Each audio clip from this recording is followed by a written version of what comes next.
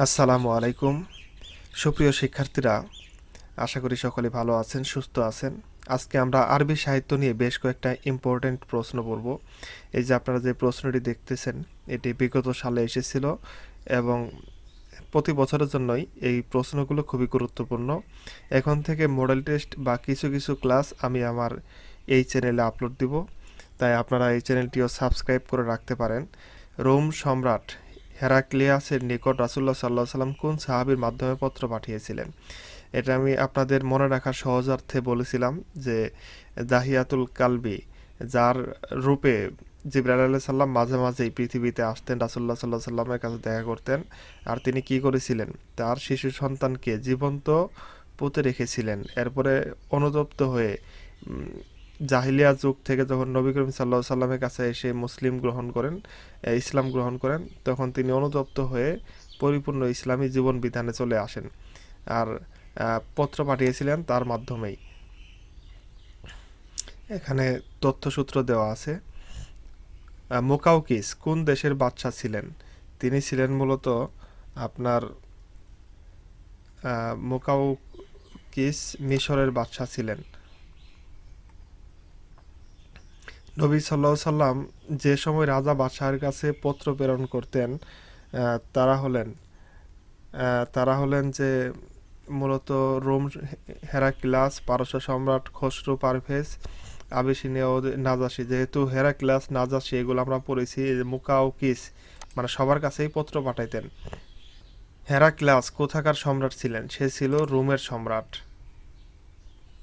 খসরু পারভেজ কোথাকার সম্রাট ছিলেন?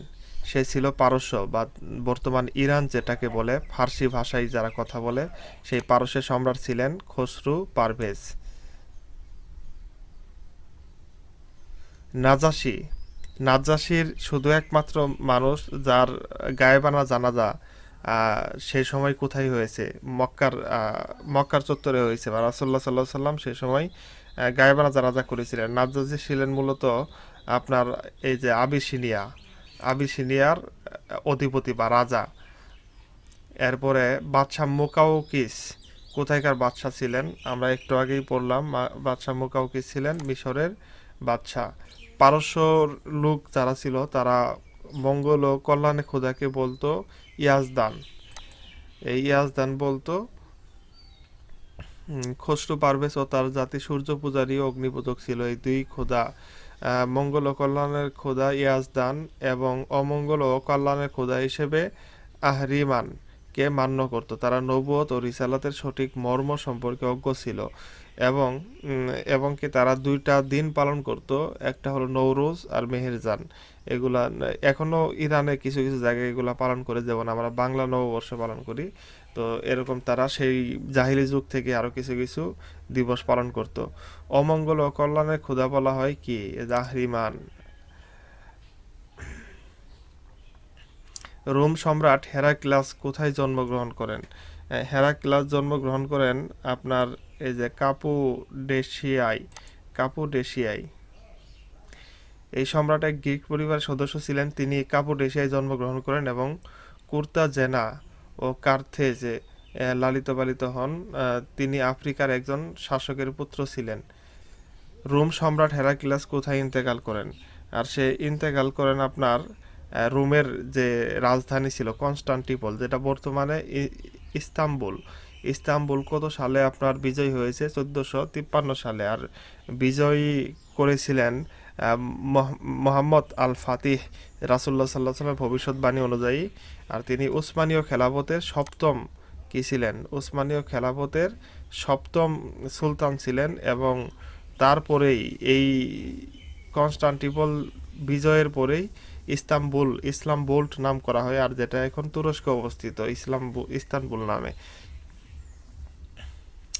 প্রাচীনকালে হাবশা প্রাচীনকাল হাবশা বর্তমানে কি নামে এখন পরিচিত? বর্তমান যুগে ইথিওপিয়া নামে একটা জায়গা আছে, সেটা সেই সময় হাবশা বলা হতো, যেখানে অধিকাংশ মানুষগুলোই কি আহ, কালো বর্ণের হয়ে থাকে। দেশটি প্রাচীনকাল থেকে হাবশা বা আবিসিনিয়া, বর্তমানে ইথিওপিয়া নামে পরিচিত। এটি পূর্ব আফ্রিকার অংশ এবং লোহিত সাগরের দক্ষিণ পশ্চিমে অবস্থিত। যে যুগের কথা আমরা আলোচনা করছি তখন এর সীমা ছিল তা নির্ধারণ করা আজ খুব সহজ নয়, কারণ সেটা অনেক আগের কথা। আকজুম কোথাকার রাজধানী ছিল? আকজুম ছিল আপনার আবিসিনিয়ার রাজধানী। আর ভারতবর্ষের রাজধানী অনেকগুলা ছিল। এই ভারতবর্ষের মধ্যে অনেকগুলা দেশ ছিল, অনেক রাজা, মানে বেশ কয়েকটা ভাগ ছিল। এক এক সময় এক এক রাজা বা অধিপতিরা ছিল। আর সেই সময় রাসুল্লাহ সাল্লাহ সাল্লামের সময় ছিল সম্ভবত কি যেন রাজার নাম, যেটা হাদিসে এসেছে। এবং কি ভারতবর্ষের রাজা রাসুল্লাহ সাল্লাহ সাল্লামকে আদার কলস উপহার দিয়েছিলেন, সেটাও কিন্তু মাঝে মাঝে আসে। সম্ভবত আমি অন্য একটি ক্লাসে সেটা নিয়েছিলাম। যে তিনজন নবী করিম সাল্লাহ সাল্লামের পত্রের সঙ্গে ভক্তি ও সম্ভ্রমপূর্ণ আচরণ করেন তারা কারা? আহ, এখানে এই রাজাদের মধ্যে হেরাক্লিয়াস, সেও ভক্তি করেছে। নাজাসি, সেও করেছে। কিন্তু পারস্য সম্রাট খসরু পারভেজ, সে রাসুল্লাহ সাল্লাহ সাল্লাম পত্রের সঙ্গে বিরোধিতা করেছে এবং কি সেটা রাগান্বিত হয়েছে। নাজাসি তো মুসলমানই হয়ে গেছিল। মুকাউকিস, সে মিশরের রাজা ছিল। তো তারা কি করেছেন, এই যে এখানে দেওয়া আছে। মুকাউকিস নবী করিম সাল্লাহ সাল্লামকে কি উপঢৌকন পাঠিয়েছিলেন? দুজন বাদী ও অন্যান্য উপঢৌকন। হেরাক্লিয়াস, নাজাসি ও মুকাউকিস এই তিনজন নবী করিম সাল্লাহ সাল্লামের পত্রের সঙ্গে ভক্তি ও সম্ভ্রমপূর্ণ আচরণ করেন। তাদের পক্ষ থেকে জবাব ছিল বিনয় মিশ্রিত ও শ্রদ্ধা বিজড়িত। নাজাসি ও মুকাউকিস রাসুল্লাহ সাল্লাহ সাল্লামের দূতকে খুব সম্মান করেন। মুকাউকিস তাকে উপঢৌকন পাঠিয়েছিলেন, যার মধ্যে দুইজন বাদীও ছিল। এদের একজনের নাম ছিল মারিয়া। রাসুল্লাহ সাল্লাহ সাল্লামের সাহেবজাদা ইব্রাহিম, মানে সন্তান ইব্রাহিমের মা ছিলেন তিনি। নবী করিম সাল্লাহ সাল্লামের পত্র পেতেই তা ছিঁড়ে ফেলে এবং বলে, আমার গুলাম হয়ে আমাকে লেখে। এটা কে লিখেছিল? পারস্য সম্রাট খসরু পারভেজ। আর রাসুল্লাহ সাল্লাহ সাল্লাম তার ব্যাপারে বলেছিলেন যে আল্লাহ তার খসরু পারভেজের সাম্রাজ্যকে টুকরো টুকরো করে দিন। মিশরের বাদশাহ মুকাউকিস রাসুল্লাহ সাল্লাহ সাল্লামের জন্য কি উপহার পাঠিয়েছিলেন? তিনি মারিয়া নামক এক বাদীকে পাঠিয়েছিলেন। রাসুল্লাহ সাল্লাহ সাল্লামের পত্রখানা কোন সম্রাট ছিঁড়ে টুকরো টুকরো করেছিলেন? তিনি হলেন খসরু পারভেজ। হেরাক্লিয়াসের রাজ দরবারে রাসুল্লাহ সাল্লাহ সাল্লাম সম্পর্কে সঠিক তথ্য কার মাধ্যমে জানতে পেরেছেন? আর সে জানতে পেরেছে মূলত আবু সুফিয়ানের মাধ্যমে। আবু সুফিয়ানকে আপনারা অনেকেই চিনেন, হিন্দার জামাই। এরপর রাসুল্লাহ সাল্লাহ সাল্লাম বানি লিহিয়ান ও জি কারাত যুদ্ধে যাওয়ার সময় মদিনার গভর্নর কাকে নিযুক্ত করেছিলেন? মদিনার গভর্নর সে সময় নিযুক্ত করেছিলেন হজরত ইবনে মাকতুম রাদিয়াল্লাহু তাআলা আনহুকে। এর তো আমরা পড়লাম দাহিয়াতুল কালবি। এবং কি কে রাসুল্লাহ সাল্লাহ সাল্লামকে পত্র পেয়ে ছিঁড়ে ফেলেছিল, আমরা একটাও পড়েছি, খসরু পারভেজ। তো আজকে এখানে শেষ করলাম। এই কয়টা আরবি সাহিত্যের জন্য খুবই গুরুত্বপূর্ণ, যে কারণে আমরা বারবার পড়লাম।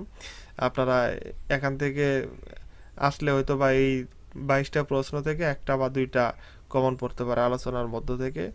আপনারা সবাই ভালো থাকবেন। নেক্সট কি ক্লাস দেওয়া যায় অবশ্যই জানাবেন। আসসালামু আলাইকুম রহমতুল্লাহ।